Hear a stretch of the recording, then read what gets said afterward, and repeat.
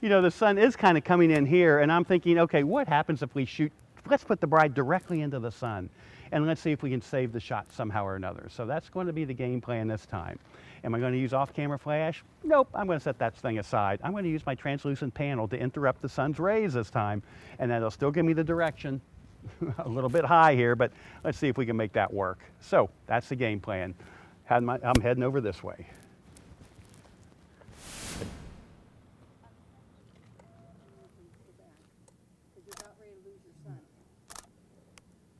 Okay, Martha, yeah, you got to get the shadow on her bouquet as well. We just lost the sun, didn't we?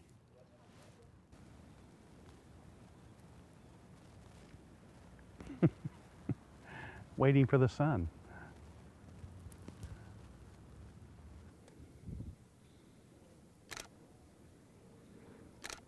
Tilt the head just a teeny bit.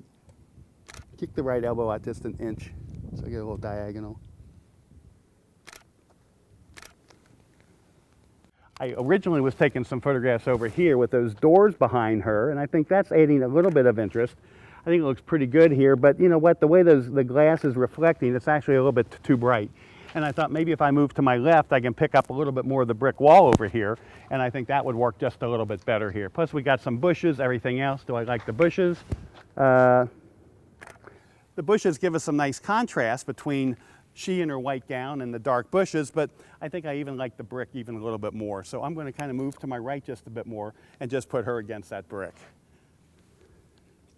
I'm zoomed in here pretty much.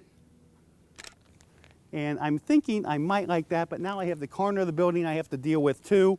By the way, my taking aperture is, or my taking exposure here is going to be, I'm at a 1250th of a second at f4. I'm at that f4 setting because I want that background really to go way out of focus.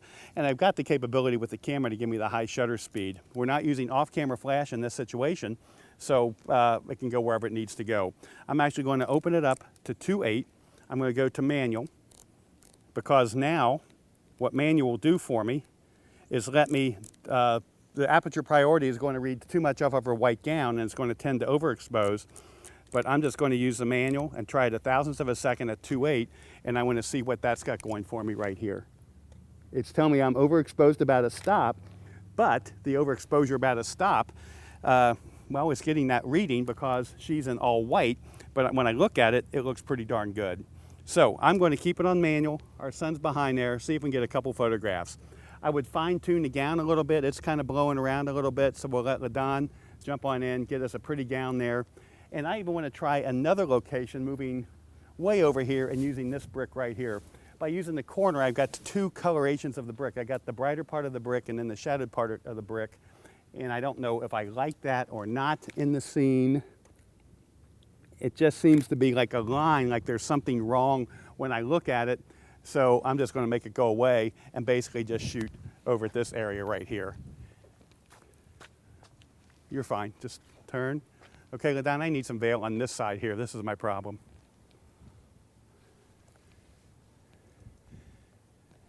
Chin down just a little bit more. Let that elbow slide out just a little bit more. I'm sliding out that elbow a lot of times because I just like that long, strong diagonal line. LaDon's holding the veil. We got some wind blowing here. Looks cool. Coming in here pretty cool. I'm going to back up a little bit more. Why? Because I get that longer focal length lens, which will expand that background for me just a little bit more. While we're trying it, why don't we pop open? Let's bring a panel, silver panel, and just pop a little bit of light right into her eyes and see if that helps.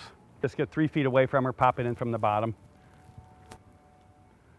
Closer, closer. You can get up to that railing. Is there anything happening on it? Move to your right even more. Lift it way up, Martha. And that's what I'm looking for. Chin down and move to your right even more. More.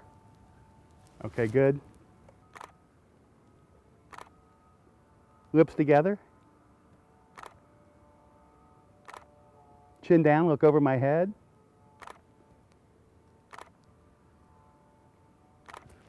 What we got going on here is we got the wind just kind of wisping up just a little bit, just kicking up the veil. The veil kicked out nicely on the right, gave us a nice triangular, just a nice triangular feel to the composition. I like how we have LaDon just kind of holding the veil back, giving us that leading line right up to her face.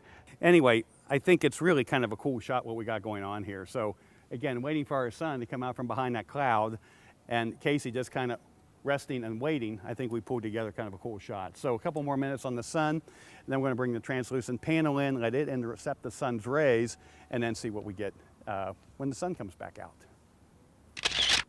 Bring the veil around and cover up the armpit. Just wrap the whole veil around her. That could be cool. The mummy wrap. No, forget the flowers showing.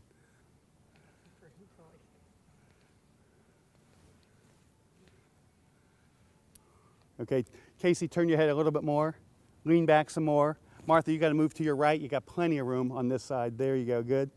Casey, turn your head even more. Eyes to me, chin down. Light up, if you lost it, get it higher, good. Okay, good, good, good. What I'm trying to do here, we got the sun interrupted by the translucent panel. And what I need to do then is I've got to get the correct exposure on my bride with the translucent panel. Now it's going to be about 2 stops darker than if we have the panel out of place. What happens though is it pushes all that, the illuminated rock and the brick behind her, pushes that to a higher tonality and is really giving us a really, really pretty high key in the photograph. I know it's bright for with the sun coming in here, and even though that panel is breaking the sun's direct light into her face, it's still pretty darn bright for her. I'm going to try to get a couple photographs. Notice too that we have the veil just kind of wrapped all around her. I call it the mummy wrap. Sometimes if we're doing a close-up portrait of the bride, I think it can be really pretty. So I'm going to come in here. We're just going to have Casey kind of move around a little bit, see if we can get a couple things going here. The sun is about to come back out again. Kevin, just sneak in behind her. Right here on this side, if you don't mind. Come in really close, carefully, avoiding the gown. Okay, and just lean in. And again, the light's coming from that direction, so that's how I have to have heads tilted so I can get the light into the eyes here. Casey, you're going to lean this way again. Turn your head back just where we were. I have no other choice but to have you lean that way. Turn your head and look into her this time. Look even closer at her. I can put his head in shadow. Come even closer. Closer. Come put that veil under your chin. Okay, good. Right there.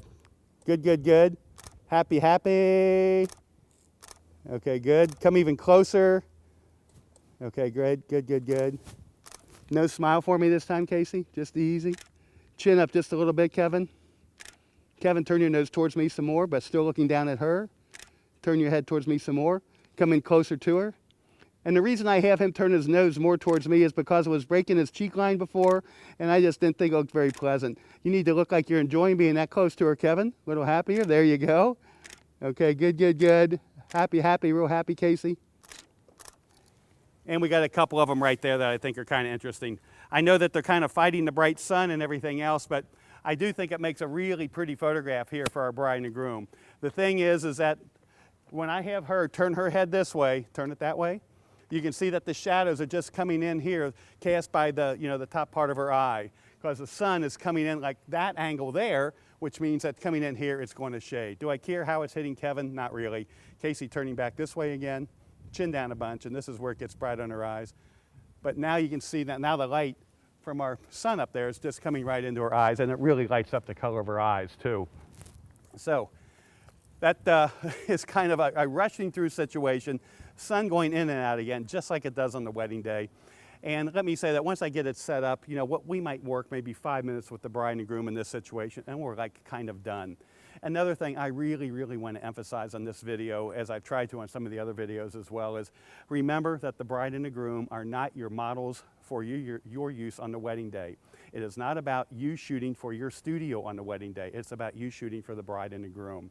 So if it's hot, if it's windy, if the sun's terrible, if they're uncomfortable, whatever, know when to stop. I have the luxury of these guys getting paid to be here, and they have to be in the sun and everything else. So we can at least show the technique that we've been talking about, these last couple of segments and so forth. But please be considerate of the bride and the groom. Know that it's their day, not our day as a studio, and we need to get the best we can in the amount of time that we can. And that's why I'm trying to give you as many tools as we can to work in some really different and difficult lighting situations. So we got a couple more things in store for you. Why don't we go ahead and move on to the next section.